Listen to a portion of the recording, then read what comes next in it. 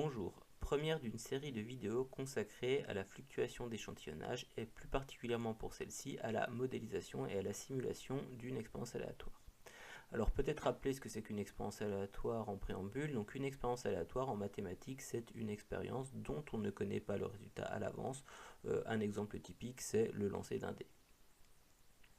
Alors, une première définition, donc qu'est-ce que c'est que modéliser une expérience aléatoire? Eh bien, modéliser une expérience aléatoire consiste à l'associer à une expérience aléatoire facilement mathématisable et ayant des événements de même probabilité.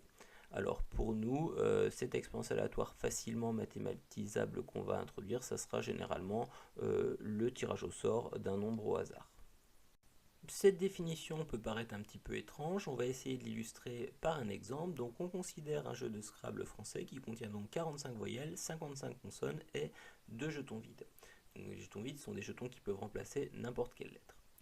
L'expérience aléatoire qu'on va considérer, elle consiste à tirer au sort un jeton parmi tous les jetons de Scrabble et à noter s'il correspond à une voyelle, à une consonne ou à un jeton vide. Alors, ce que je vois, c'est que cette expérience aléatoire, pour que je puisse la réaliser, déjà il faut que j'ai à disposition un jeu de Scrabble. En revanche, même si je n'en ai pas à disposition, cette expérience aléatoire, je peux la modéliser. Alors, la modéliser comment? Je vais commencer par considérer les trois événements qui m'intéressent, qui sont donc obtenir une voyelle, obtenir une consonne ou obtenir un jeton vide.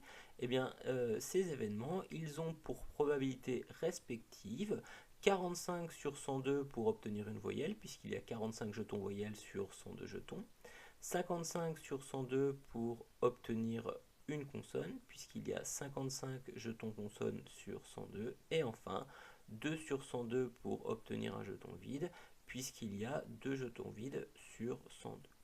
Alors, quelle modélisation je vais choisir? Tout simplement, je vais commencer par tirer au sort un nombre entier entre 1 et 102. C'est donc ça, mon expérience aléatoire facilement mathématisable, le tirage au sort d'un nombre entier entre 1 et 102.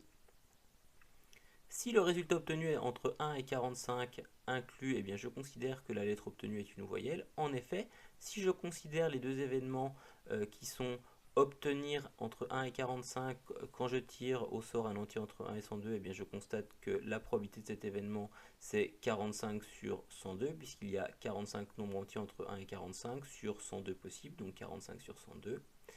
Et pour mon expérience du Scrabble, obtenir une voyelle, on avait dit que la probabilité c'était 45 sur 102, donc j'ai bien deux événements qui ont même probabilité. De la même manière, je vais considérer que si j'obtiens entre 46 et 100 à mon tirage au sort d'un nombre aléatoire entre 1 et 102, ça revient à dire que la lettre obtenue est une consonne. Alors, je constate qu'entre 46 et 100, il y a 55 nombres entiers. De 1 à 100, il y a 100 nombres entiers. On enlève les 45 premiers de 1 à 45. Il en reste 55 entre 46 et 100. Donc la probabilité d'obtenir un nombre entre 46 et 100 lorsque je tire au sort un nombre entier entre 1 et 102 est 55 sur 102. J'obtiens donc la même probabilité que l'événement obtenir une consonne. Et enfin pour le dernier, si le résultat obtenu est 101 ou 102, la probabilité d'obtenir soit 101, soit 102 est 2 sur 102.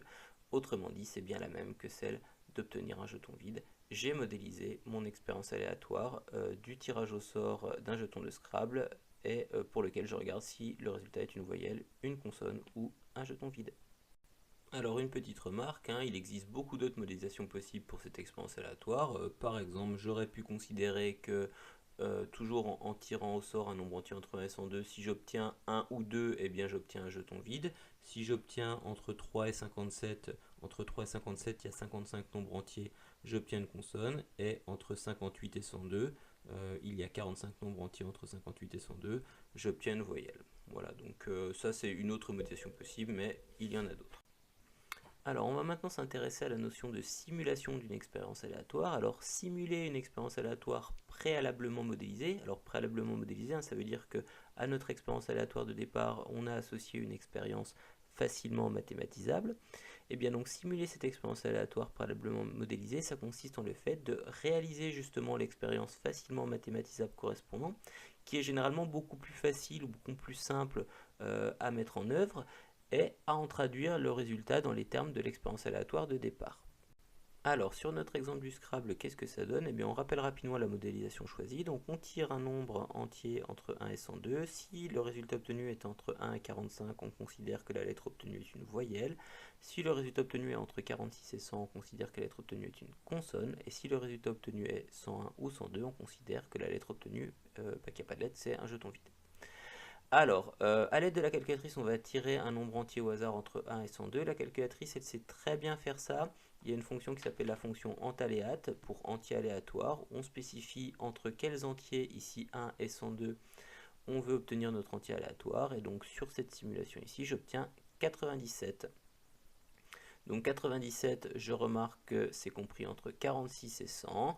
Autrement dit, le résultat de la simulation est une consonne. Donc ce qu'on remarque, c'est qu'ici on a bien simulé l'expérience puisque j'ai pas du tout tiré au sort un jeton de Scrabble. Par contre, j'ai fait comme si je le faisais en utilisant la modélisation choisie tout à l'heure.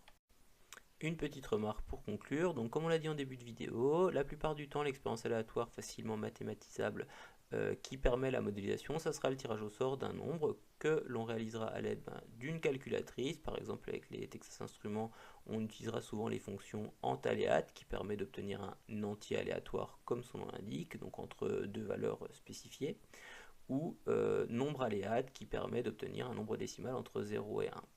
Alors le tableur permet aussi d'obtenir ça avec la fonction aléa entre bornes qui est équivalente à entaléate et la fonction aléa qui est équivalent à la fonction nombre aléate. On peut aussi utiliser un algorithme puisque la plupart des langages de programmation permettent de générer des nombres aléatoires.